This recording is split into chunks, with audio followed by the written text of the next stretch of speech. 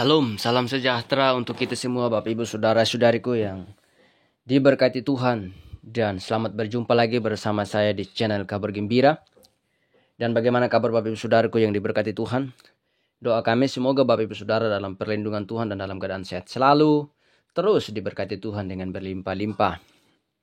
Dan pada hari ini kita akan menyaksikan sebuah tayangan di acara kami, yaitu bagaimana proses si murtadin ini dari agama Islam menjadi Kristen. Dan ini kesaksian yang sangat luar biasa Bapak Ibu Saudaraku, bagaimana proses dia ditinggal dari kecil oleh sang ibunya, bagaimana dia meninggalkan dan terjadi sebuah masalah yang sangat-sangat menyakitkan Bapak Ibu Saudaraku. Dan saya percaya bahwa kalau seandainya di posisi kita, pasti mungkin nggak tahu apa yang kita lakukan, mungkin pasti bingung juga. Namun prosesnya Tuhan, betapa kasihnya, betapa sayangnya Tuhan kepada si murtadin ini, sehingga dia sampai sekarang pindah keyakinan, yaitu mengambil keputusan untuk percaya Yesus sebagai Tuhan dan Juru Selamat. Tidak mudah Bapak Ibu Saudaraku, namun bagi Tuhan tidak ada yang mustahil. Dan saya mengucapkan banyak terima kasih kepada Bapak Ibu Saudara yang sudah setia mendukung perkembangan atau pelayanan kami lewat channel ini dengan like, komen, subscribe, serta share sebanyak-banyaknya kepada teman-teman Bapak Ibu Saudara, sehingga sampai saat ini kami boleh tetap terus semangat untuk melayani Tuhan lewat channel ini. Dan jangan lupa terus mendukung kami dengan like, komen, subscribe, serta share sebanyak-banyaknya kepada teman-teman Bapak Ibu Saudara, agar melalui kesaksian dan firman Tuhan lewat channel ini, mereka juga dapat diberkati dan nama Tuhan terus dipermuliakan. Mari kita menyaksikan bersama bagaimana proses si murtadin ini dari Islam menjadi Kristen. Kita akan menyaksikan bersama. Shalom. Shalom semuanya yang ada di live ini. Puji syukur kehadiran Tuhan Yesus, saya bisa berada di tempat ini. Saya mau menyaksikan kemurahan Tuhan yang begitu dahsyat di dalam kehidupan saya secara pribadi. Nama saya Anissa Dinar. Sekarang saya mempunyai anak 2. Memang Tuhan Yesus itu bekerja di dalam kehidupan saya bukan dari lahir. Saya dilahirkan dari orang tua saya yang keduanya itu Islam. Sebagaimana didikan dari kecil, ya saya jalani. Sampai suatu ketika ada pertengkaran yang hebat kepada orang tua saya. Bahkan sampai saya nggak mengerti apa yang sebenarnya terjadi sama kehidupan saya. Di mana waktu saya kelas 4 SD, saya mengalami semuanya, yaitu orang tua saya berpisah. Jadi pas saya pulang sekolah, saya kelas 4 SD, rumah memang sudah berantakan. Saya nggak mengerti masalah rumah tangga apa sama bapak saya, itu mama. Sampai bapak saya, pas saya pulang itu bapak saya udah shock. Dan dengan keadaan rumah yang berantakan, di situ saya cuma tanya, ada apa Bapak? Saya bilang gitu. Kenapa ini rumah berantakan? Mama mana? Saya bilang gitu. Ya, Bapak belum bisa jawab. Di saat itu masih shock sekali. Soalnya mungkin mereka habis bertengkar hebat di situ. Saya cuma hanya dia melihat keadaan rumah. Pas besoknya itu Bapak mulai bilang sama saya, gak usah lagi ingat-ingat sama mama. Saya bilang kenapa? Iya kata Bapak, mama itu gak bakalan pulang lagi. Katanya. Karena mama dia gak mau hidup sama kita, mama pergi ninggalin kita. Di situ saya gak percaya karena Bapak saya bilang kayak gitu, saya gak percaya karena mama saya itu sayang sayang banget sama saya. Sampai saya kelas 4 SD pun dia selalu antar saya sekolah. Bahkan dia itu benar-benar dia jemput saya sekolah kalau saya kehujanan gitu. Saya nggak percaya kalau mama saya pergi ninggalin saya. Saya bilang, mama pasti pulang kan? Tapi bapak saya nggak bisa jawab. Di situ kami jalani hari-hari. Saya masih masih ingat mama saya terus. Kira-kira seminggu saya ditinggalin sama mama saya. Ada orang datang yang bilang kalau rumah itu sudah dijual tanpa pengetahuan bapak saya. Di situ bapak saya shock banget sampai pingsan, sampai sakit. Saya di umur yang masih kecil nggak bisa melakukan apa-apa karena saya pun nggak mengerti harus harus gimana. Saya nggak ngerti harus ngadu sama siapa karena memang saya anak satu-satunya. Lalu keluarlah kami dari rumah kami ini dengan cara terusir ya dari rumah kami dengan membawa baju-baju seadanya yang ada di tas. Pergilah saya sama bapak saya eh, bopong bapak saya karena keadaan bapak saya sakit. Di situ saya nggak tahu harus kemana. Di situ karena saudara pun banyak, tapi mereka tutup pintu semua. Mereka nggak mau tahu apa yang terjadi gitu. Jadi saya bawa bapak saya itu ke pos ronda yang buat jaga malam itu. Disitulah saya bawa bapak saya karena keadaan bapak saya yang sakit. Di situ memang udah sesak nafas. Saya sampai bingung mau gimana untuk eh, bapak saya beli obat untuk makan. Di situ saya berusaha dengan pikiran saya ke warung nasi. Mungkin saya bisa cuci piring, bisa dikasih nasi buat makan saya sama bapak saya. Di situ saya langsung ke warteg, saya bilang, Bu, boleh nggak saya bantuin? Soalnya bapak saya sakit, saya butuh nasi untuk bapak saya bisa makan. Tapi puji Tuhan, di saat itu eh, yang punya warungnya ini baik sekali. Mungkin memang melihat saya kasihan kali karena masih kecil. Dia langsung kasih bungkusin nasi itu, terus suruh bawa. Saya nggak disuruh kerja apa-apa. Di situ saya berusaha untuk bawa bapak saya. Saya nggak tahu harus mau kemana di saat itu. Sampai akhirnya disitulah awal terbukanya kesengsaraan saya. Kenapa saya bilang kayak gitu? Karena posisinya saya nggak tahu harus mau kemana sama bapak saya. Saya harus bawa bapak saya kemana, saya nggak tahu. Saya masih kecil. Di ada tempat yang bisa berteduh. Sebentar ya kami berteduh. Karena pernah kami juga tinggal di pelataran masjid. Tapi kami nggak boleh lama-lama di situ. Sampai kami juga pernah tidur di kuburan. Tapi lama-lama jalan lagi kami. Saya sama bapak saya. Sampai akhirnya bapak saya bilang, "Eh, jangan jangan ikut bapak," katanya, kasihan sama saya katanya. Kata bapak, kamu di pesantren aja karena bapak nggak tega ngeliatin kamu tidur di jalanan gitu, apalagi anak perempuan, kata bapak saya. Akhirnya dengan terpaksa saya nurut sama bapak saya untuk di pesantren. Padahal jujur saya bener-bener nggak mau ninggalin bapak saya karena keadaan bapak saya yang nggak ada rumah, dia pun nggak tahu mau kemana. Saya di pesantren gitu. Tapi karena kata bapak demi kebaikan saya, diantarlah saya ke pesantren yang ada di daerah Bogor. Pesantren itu bukan pesantren modern, masih mengajarkan agama yang kental sekali.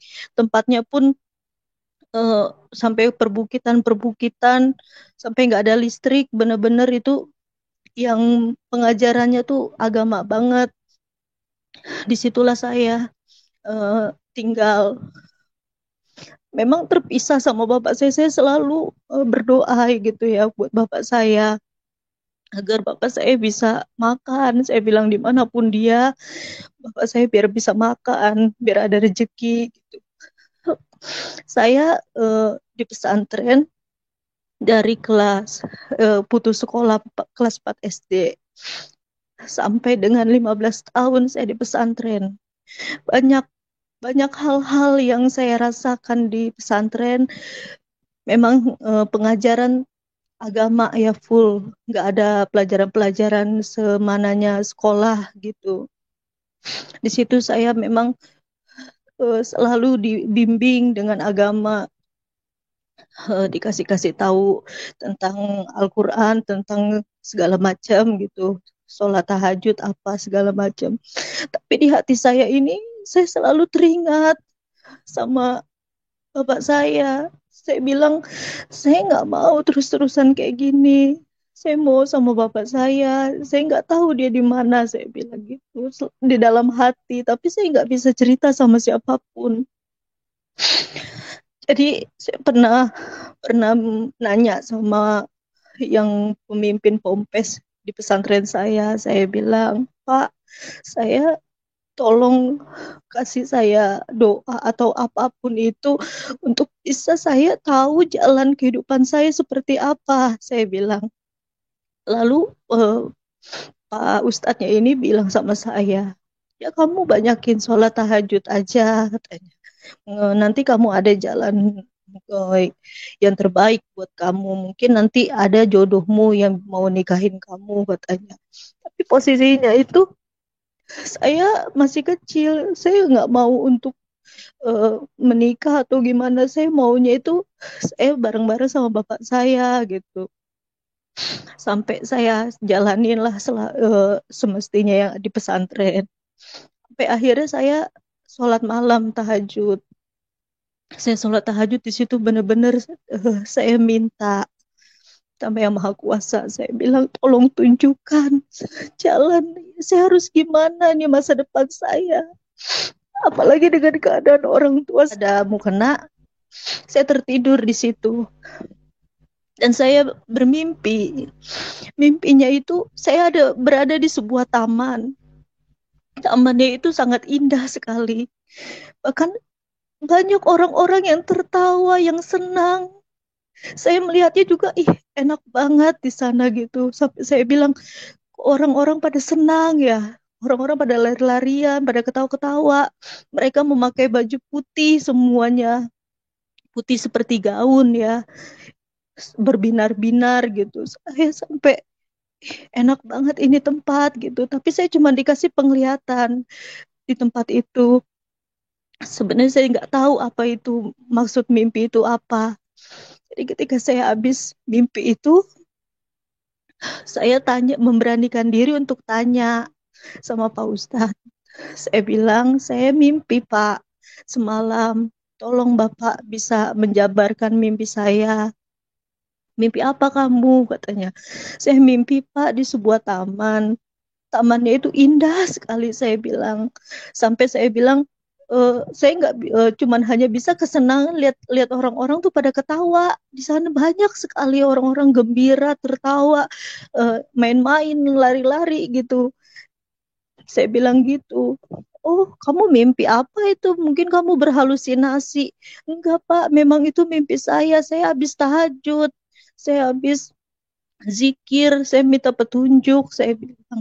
Tapi saya mimpi itu apa ya Pak? Saya bilang.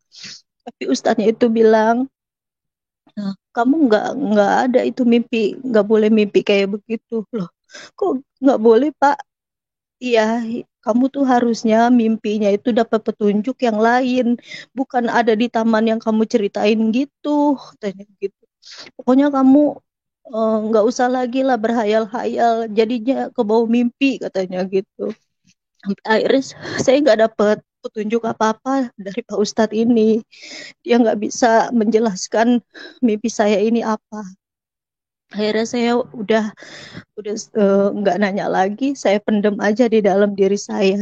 Tapi semenjak mimpi itu, di hati saya ini makin gimana ya, makin penasaran apa sih, tempat apa sih itu, kok saya bisa mimpi, kenapa cuman mimpi aja, lain sama kenyataan di dalam kehidupan saya yang penuh dengan air mata. Saya bilang, kenapa saya nggak ada di dalam mimpi itu sampai selamanya gitu. Saya dalam hati kayak gitu aja, saya mau tempat itu karena nggak, saya kasus yang saya jalanin sekarang ini, saya berat banget di hati saya. Apalagi kalau saya ingat kejadian mama saya ninggalin saya. Benar-benar itu bikin saya selalu membenci ibu saya. Sampai saya selalu kutuki dia, saya kata-katain dia. Karena gara-gara dia itu saya nggak sekolah lagi. Saya nggak bisa main-main sama teman-teman saya. Bahkan saya sama bapak saya harus tidur di jalanan. Saya selalu tanamkan kebencian itu sama mama saya. Bahkan setiap saya ingat sama kejadian itu, terus saya jadi pemarah. Bahkan saya sampai dibilang kasar gitu ya. Pokoknya saya marah-marah dah nggak jelas. Sampai akhirnya ketika mimpi itu nggak ada yang bisa jabarin. Saya akhirnya memutuskan untuk keluar dari pesantren itu karena bukan karena mimpi itu sih sebenarnya, tapi karena saya mau ketemu sama bapak saya mau cari. Karena dalam hati saya ini, saya nggak bisa ini kayak gini terus, nggak bisa. Saya harus tahu masa depan saya gimana. Masa bapak saya di mana, saya di mana gitu. Saya maunya tahu bapak saya di mana, jadi saya bisa bersama gitu. Akhirnya saya minta izin sama Pak Ustadz dengan baik-baik untuk keluar dari pesantren. Pak Ustadznya bilang, ya udah kalau kamu mau keluar, itu kan permintaan kamu sendiri. Kamu udah ada bekal yang banyak dari pengajaran yang diberikan di sini. Karena kamu nggak sabar. Kalau kamu sabar di sini, pasti kamu nanti dapat petunjuk. Siapa tahu ada yang nikahin kamu, kamu bisa hidup enak langsung katanya. Di situ saya ya udah, saya pamitan. Akhirnya saya cari bapak saya. Saya cari bapak saya kemana-mana. Ternyata ada petunjuk bapak saya jadi marbot di masjid. Di situ saya senang sekali bisa melihat bapak saya di situ. Dan saya pun ikut tinggal sama bapak saya di masjid, tidur di pelataran masjid. Karena bapak saya jagain masjid itu bersih-bersih kalau setiap hari Jumat gitu kan, sholat Jumat. Tapi nggak, bukannya digaji, cuman bersih-bersih itu nanti dikasih gitu, cuma setiap hari Jumat karena marbot yang aslinya tuh ada yang digaji di situ. Jadi sampai setahun lebih lah saya bantuin bapak saya di masjid, saya tinggal di situ. Saya bilang, Pak, ayo Pak kita keluar dari sini karena Nisa mau cari kerjaan, jadi kita bisa eh, bisa ngontrak lah yang satu-satu petak gitu. Nisa mau kerja nyuci piring orang gitu. Di situ bapak saya cuma bisa diem karena mungkin bapak saya tuh nahanin nangis, tapi dia tuh nggak pernah nangis di depan saya. Akhirnya saya keluar sama bapak saya dari masjid itu. Saya pindah ke Cisalak, daerah Depok juga. Di situ memang ada satu orang, satu keluarga, dia punya catering, punya rumah makan. Saya bantu-bantuin di situ sampai saya bisa ngontrak satu petak sama bapak saya. Saya bantu-bantuin bersih-bersihin atau eh, bantu-bantuin dia lah gitu di kalau dia ada pesanan. Dari situ eh, saya masih bingung karena pasti saya ini nggak ada masa depan, siapa yang mau gitu sama saya, karena posisinya saya juga ya hidupnya kayak begini, siapa yang mau temanan sama saya. Bahkan di saat itu orang-orang masih bisa sekolah, tapi saya nggak ngerasain, saya nggak ngerasain masa-masa sekolah. Tapi Biarlah yang penting saya bisa hidup sama bapak saya. Saya bisa makan gak makan, tapi saya bisa bareng sama bapak saya. Dan gak lama dari saya masih bekerja itu, saya ketemu sama laki-laki, yaitu yang menjadi suami saya sekarang sampai saat ini. Awalnya saya juga nggak mau ya, karena saya takut. Karena takutnya itu cuma dimain-mainin aja. Di situ saya masih usia 16 tahun. eh, saya bilang, saya nggak mau pacaran, saya takut. Tapi ternyata eh, laki-laki ini, suami saya ini, dia serius untuk menikahi saya. Karena saya belum punya KTP, jadi zaman dulu itu kan kalau ngurus KTP bisa gampang ya di RT gitu. Jadi dituain lah umurnya. Saya bilang, saya tahu kalau dia itu Kristen. Saya bilang, terus gimana, saya nggak mau. Saya harus tetap nikah secara agama saya bilang sama dia. Tapi dia dengan proses yang panjang, akhirnya dia memutuskan untuk menikah sama saya secara Islam. Itu pun butuh perjuangan dia sampai diusir ya sama keluarganya. Pasti nggak terima orang tuanya. Itu pengorbanan dia yang luar biasa di saat itu. Sampai dia meninggalkan hak-hak dia sama dia orang tuanya untuk menikahi saya. Padahal saya ini cuma apa, saya nggak punya apa-apa. Bahkan saya aja nggak sekolah, nggak ada pendidikan. Di situ saya bilang sama dia, ya nggak usah lah kita lanjutin. Saya kasihan sama kamu, saya bilang. Tapi dia selalu bilang pernikahan itu nggak bisa main-main. Apalagi pilihannya kan udah kita yang pilih, kata dia. Di situ dia memberanikan diri, dia siap untuk menikah sama saya secara Islam. Akhirnya kami nikah, eh, ada saksi gitu kan. Terus ada kakek saya, ada bapak saya. Kami menikah secara Islam, menjalani dengan dua agama dalam rumah tangga. Sampai kalau saya malam, saya ngaji, saya sholat gitu.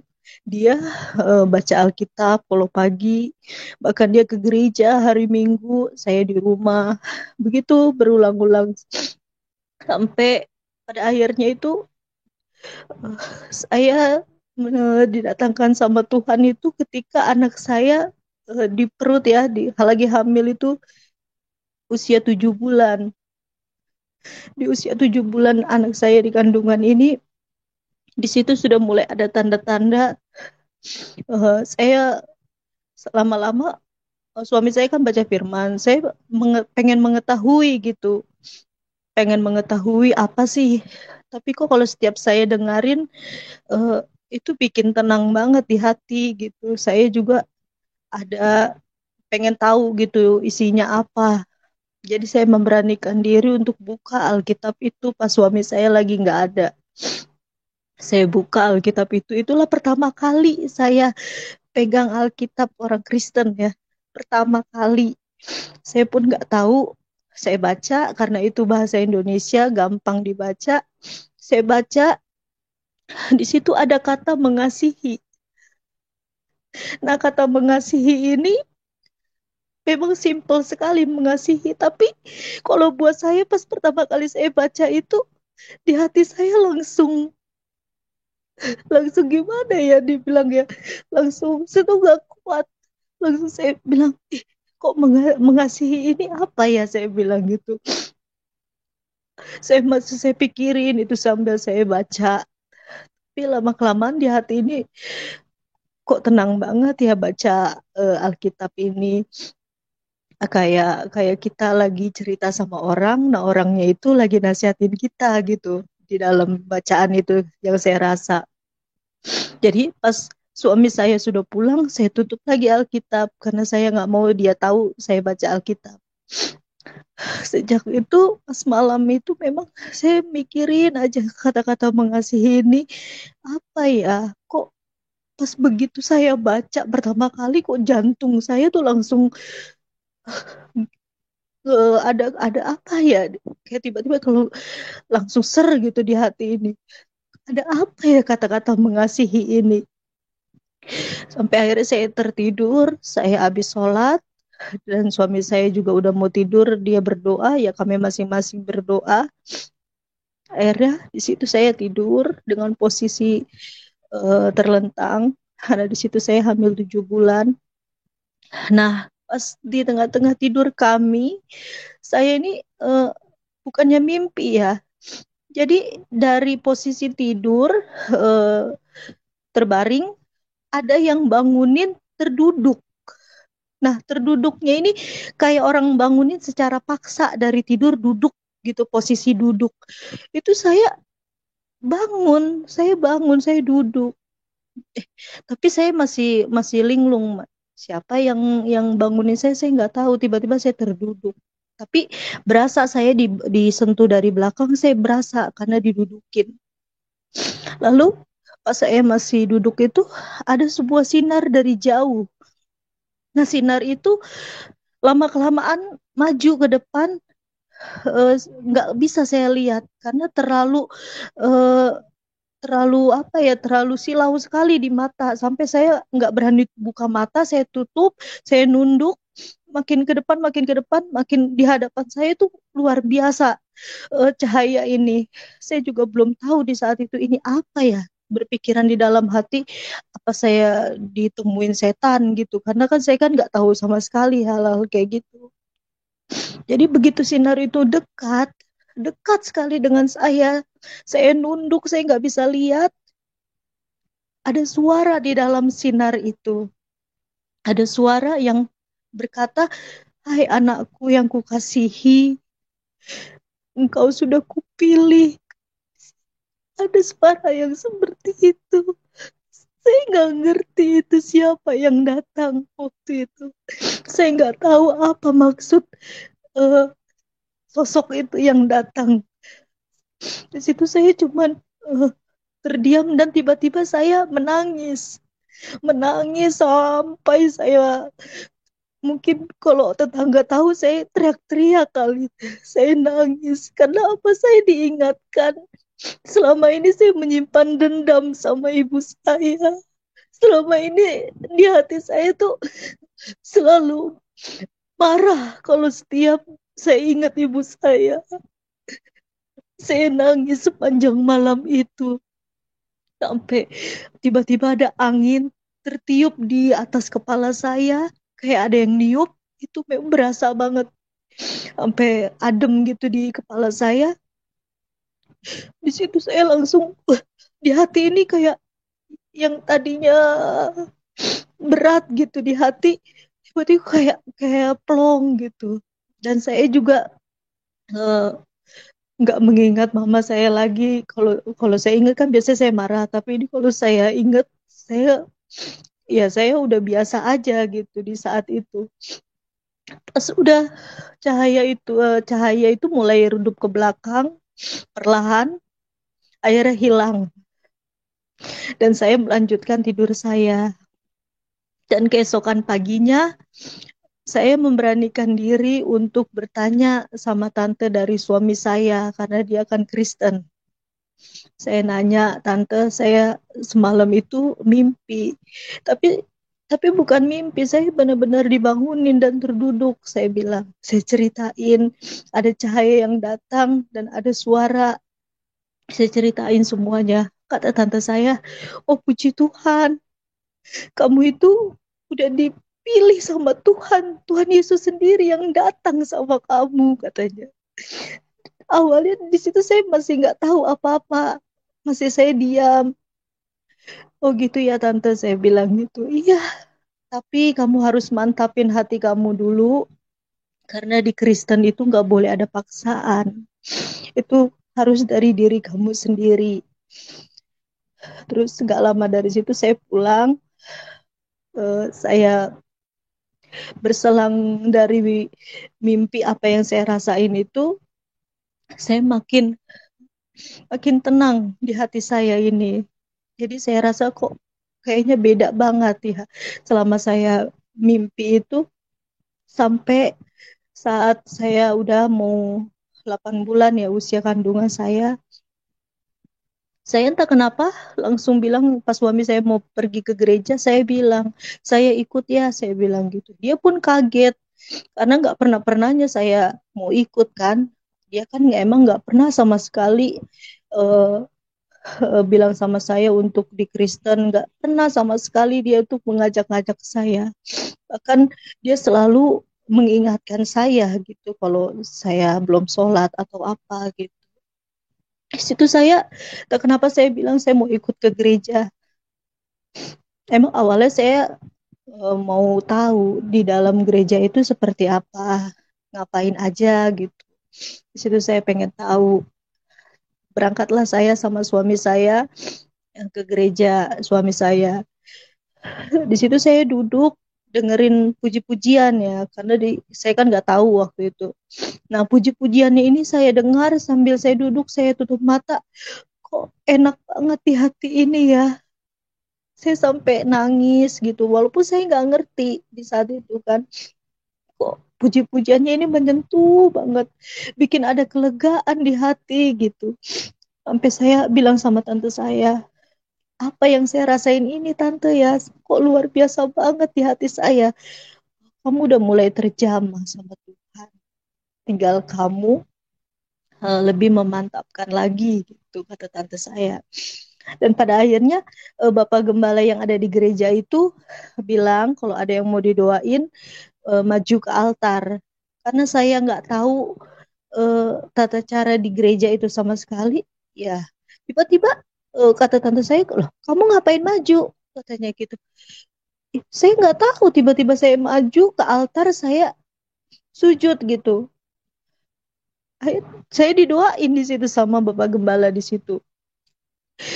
Nangislah saya sampai sampai saya udah mau jatuh karena takut. Saya kan lagi hamil besar pada pegangin saya. Saya nangis di situ didoain. Saya langsung di hati langsung bilang saya mengampuni mama saya. Saya mengampuni dia. Saya lepaskan semua amarah saya dan kebencian saya sama bapak saya. Walaupun dia sudah pergi ninggalin saya. Sehingga saya nggak bisa sekolah. Sehingga saya hidup sengsara. Saya memaafkan mama saya. Di situ di hati saya ngomong. Dan saya habis didoain sama Bapak Gembala itu. Bapak Gembala bilang, ini ada Alkitab, kamu baca.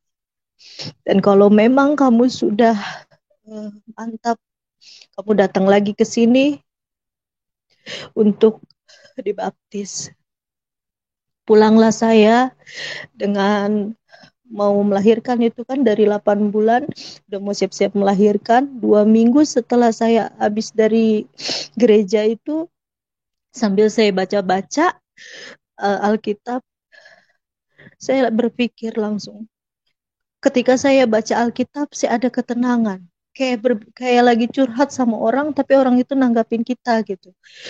Terus kalau kita di gereja, saya ngerasain puji-pujian itu kok tenang gitu. Jadi saya yang belum pernah saya alami selama kehidupan saya yang belakang, yang waktu dari saya kecil, itu beda banget yang saya rasain.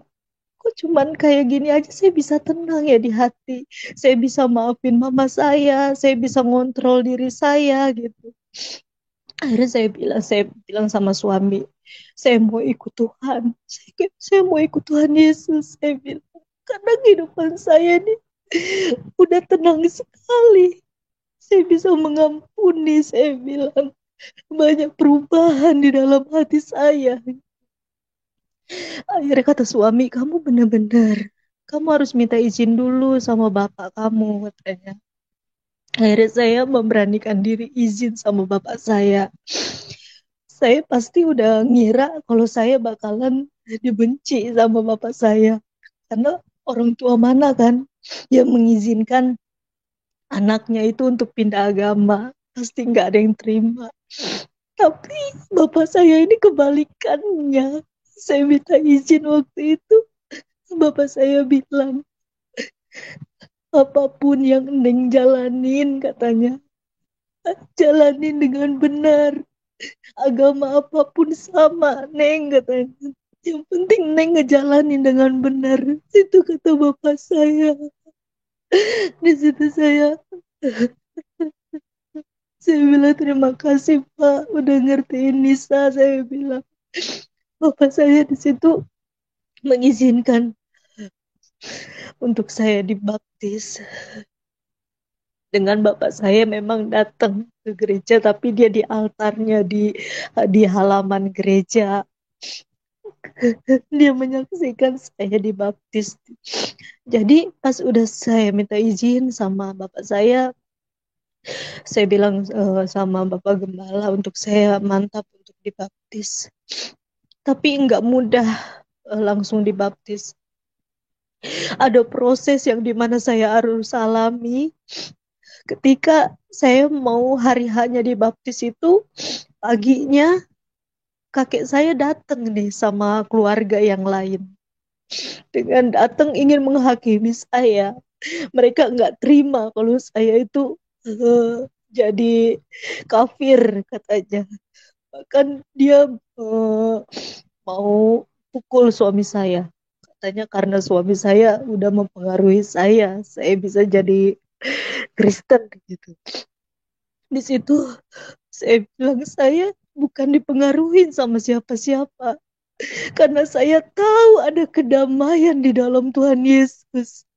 Apa selama ini kalian ada di kala saya sengsara? Saya bilang, enggak kan? Saya bilang, apa kalian mau tahu saya tidur di jalanan? Kalian tutup mata semuanya kan? Jadi apapun jalan yang saya pilih, itu ada damai di hati saya bilang. Inilah jalan yang terbaik buat saya. Tapi tetap kakek saya ini nggak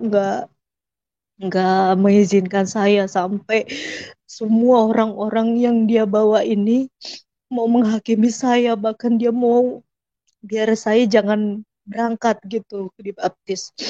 Sampai mereka lempar-lempari kami kan. Di situ memang saya dikontrakan. Sampai yang ngontrak di samping saya itu takut semua karena ada kegaduhan. Dilempar-lemparinnya saya pas mau melangkah keluar, kaki saya kotor semuanya. Bahkan hujatan-hujatan itu sampai diteriak-teriakin apa segala macam. Tapi saya bilang sama suami, ayo kita melangkah. Ini belum ada apa-apanya. Kita harus berjuang sampai ke gereja. Saya bilang, walaupun di saat itu suasananya benar-benar mereka itu sampai lempar-lempar saya, lempar-lempar segala macam. Tapi tetap mereka itu menghalangi saya untuk jalan. Sampai saya bilang, ayo udah cepat kita jalan. Mereka tetap itu dari belakang mau nyusul kami. Tapi di pertengahan jalan mau dekat ke gereja, tiba-tiba mereka udah nggak lagi ngikutin kami. Disitulah kami bisa sampai di gereja dan dengan kaki yang kotor dan baju yang kotor karena kena lempar-lemparan. Dan Bapak Gembala bilang ada apa? Saya bilang nggak ada apa-apa Pak. Saya bilang gitu. Kok kotor sekali? Iya Pak, nggak apa-apa. Akhirnya di situ saya bisa dibaptis. Ketika saya dibaptis, selam saya pas keluar dari air itu, di situ saya merasakan beban yang di hati ini yang selama ini saya rasain itu hilang seketika. Bahkan hati mengampuni ada di dalam hati saya. Saya melupakan semua yang orang-orang benci sama saya. Saya maafkan mereka. Amin. Puji Tuhan Bapak Ibu Saudaraku yang diberkati Tuhan. Terima kasih banyak Bapak Ibu Saudara yang sudah menyaksikan tayangan kami. Dan sungguh luar biasa kesaksian ini Bapak Ibu Saudara. Sungguh sangat menyakitkan, sangat menyedihkan. Itulah sebabnya Bapak Ibu Saudara, janganlah ketika kamu membenci, ketika kamu mau dendam, ketika kamu kepahitan, maka kamu tidak akan mengenal atau menemui atau mendapatkan yang namanya kebenaran, yang tentunya kamu tidak merasakan sukacita, gembira. Kamu tidak akan pernah merasakan yang namanya pengampunan. Kamu tidak pernah merasakan atau mengalami yang namanya hidup tenang, hidup damai sejahtera. Jika kamu kebencian masih ada dalam hatimu, jika kamu masih ada balas dendam, sakit hati, ketika kamu tidak mau mengampuni, maka kamu tidak akan menemui yang namanya kebenaran, tidak akan pernah mengalami yang namanya damai sejahtera, tidak akan pernah mengalami yang namanya sukacita, gembira, dan lain sebagainya Bapak Ibu Saudaraku yang diberkati Tuhan. Contoh si murtadin ini yang sangat luar biasa Bapak Ibu Saudaraku. Ketika dia mengalami masalah waktu kecil, dia sangat-sangat trauma, sangat-sangat kecewa, sakit hati. Dia sangat-sangat bingung. Hampir bahkan dia sudah putus asa dan lain sebagainya Bapak Saudaraku yang diberkati Tuhan. Oleh karena seorang ibu yang begitu tega menjual rumah, membuat suaminya kacau balau, membuat suaminya rusak hidupnya, membuat suaminya miskin, membuat suaminya tidak memiliki tempat tidur, tempat tinggal, membuat suaminya tidur di kuburan sama anaknya dan lain sebagainya. Betapa teganya seorang manusia, seorang istri yang begitu nekat menjual rumah sehingga seorang bapak dan anak yang masih kecil tidak bisa tidur di rumah tersebut itu. Itu sebabnya Bapak Ibu Saudara yang diberkati Tuhan. Si murtadin ini yang sangat luar biasa, memang pantas kita jempol dia. Bagaimana dia harus berjuang sendiri dengan ayahnya. Bagaimana dia harus mencari kebenaran, bagaimana dia harus rindu, harus berharap ada orang-orang yang menolong dia, berharap ada orang-orang yang mendatangi dia, berharap ada orang-orang yang mau memberikan dia kekuatan, motivasi dan lain sebagainya. Namun tidak ada satu orang pun yang datang jenguk dia, memberikan kekuatan, memberikan semangat dan lain sebagainya, kecuali orang Kristen. Itu sebabnya Bapak Ibu Saudaraku yang diberkati Tuhan. Dan memang si murtadin ini belum arahkan pikirannya untuk mencari kebenaran dalam Injil. Dan dia masih terus dipengaruhi oleh orang-orang tersebut di sekitarnya yang memang seimannya dengan dia Bapak Ibu Saudaraku. Dan dia sempat masuk pesantren. Dan anehnya di pesantren Bapak Ibu Saudaraku, ketika dia betul-betul rindu untuk bagaimana cara melepaskan kesakitan, bagaimana cara melepaskan pengampunan, dan dia tidak mendapat di situ, dan dia mulai mencari Tuhan, mulai tantang Tuhan, dan akhirnya Tuhan nyatakan kuasanya melalui mimpi. Dan mimpi itu diceritakan oleh Tuhan gurunya atau guru pesantrennya atau ustadznya. Namun ustadznya tidak memberikan jawaban yang tepat, malah hanya disuruh untuk tetap tenang, tetap bertahan di sini supaya dapat jodoh yang benar. Sebab murtadin bukan itu yang diinginkan, bukan dia cari jodoh yang benar untuk hidup kaya, namun dia mau mencari kebenaran, mencari Tuhan yang sesungguhnya, namun dia tidak memberikan jawaban sama sekali yang tepat, dan malah dia memberikan jawaban yang memang tidak pantas harus diberikan, atau harus menjelaskan mimpi tersebut yang dimiliki oleh si murtadin ini, Bapak Ibu Saudara yang diberkati Tuhan. Dan memang ya itulah Bapak Ibu Saudaraku yang sungguh luar biasa, bagaimana Tuhan bekerja kepada murtadin ini, dan akhirnya dia boleh mengenal Tuhan, percaya Yesus sebagai Tuhan dan Juru Selamat, dan sampai sekarang dia boleh menjadi saksi, dipakai Tuhan secara luar biasa. Dan saya tahu itu semuanya karena kemurahan Tuhan, itu semuanya karena Tuhan yang sudah bekerja dalam hidupnya. Dan kita percaya sekarang bahwa Tuhan sudah sedang bekerja kepada orang-orang yang masih keraskan hatinya untuk tidak mau mengenal kebenaran itu. Dan sebelum itu, saya akan membaca firman Tuhan yang terambil dari Matius pasal yang kelima, Bapak Ibu Saudaraku, ayat yang ke 43 sampai yang 48. Kamu telah mendengar firman, kasihilah sesamamu manusia dan bencilah musuhmu.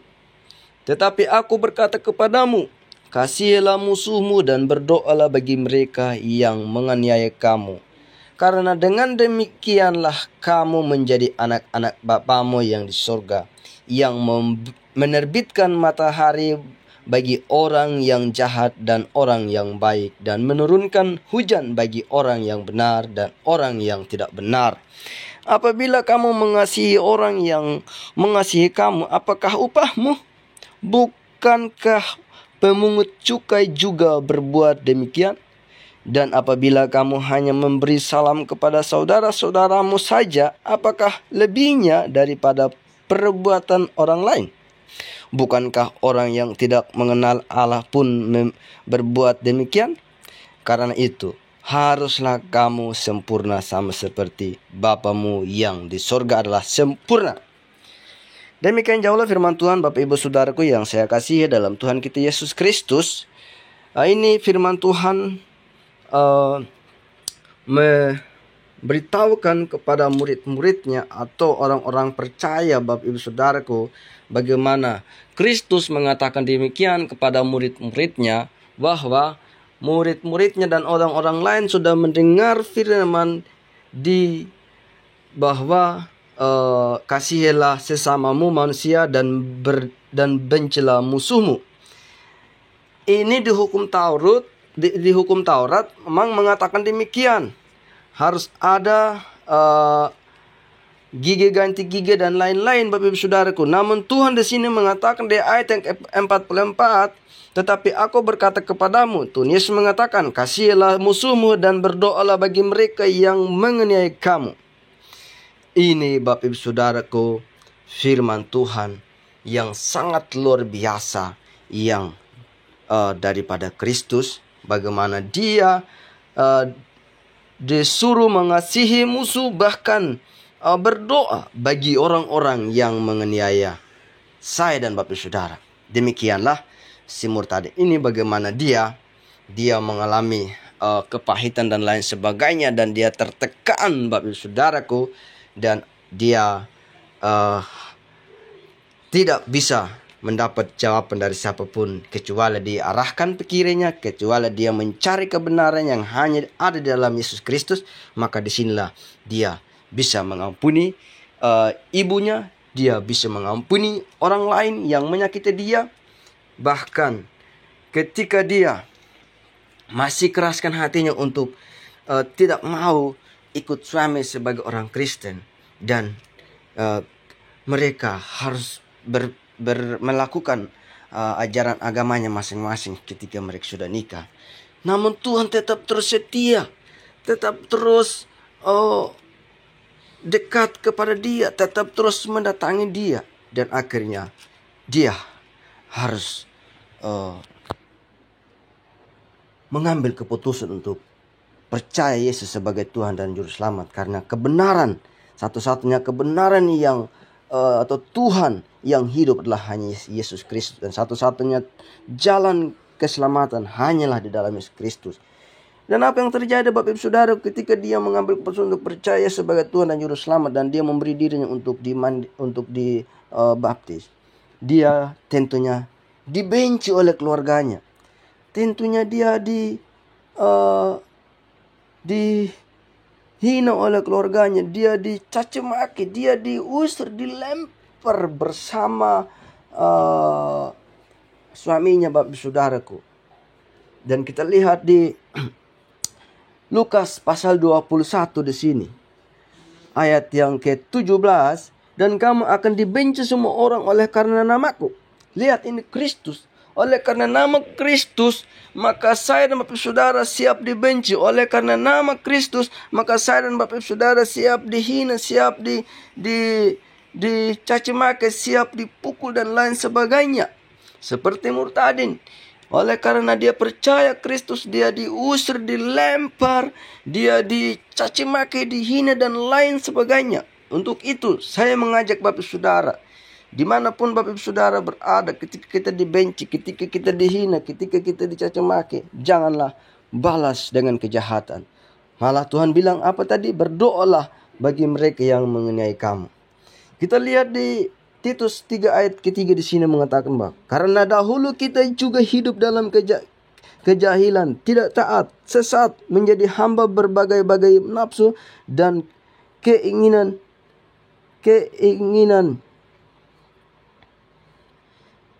hidup dalam kejahatan dan kedengkian, keji, saling membenci. Jadi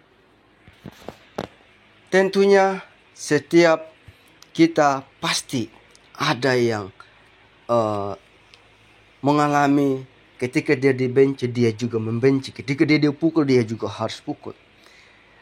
Tapi sebagai orang yang percaya kepada Kristus, yang sungguh-sungguh hidup dalam kebenaran firman Tuhan, di sini Tuhan mengatakan bahwa tidak boleh membenci orang yang membencimu, tidak boleh berbuat jahat kepada orang yang membuat jahat kepada kamu. Tuhan bilang, berdoalah bagi dia yang menganiaya kamu, yang membenci kamu dan lain sebagainya.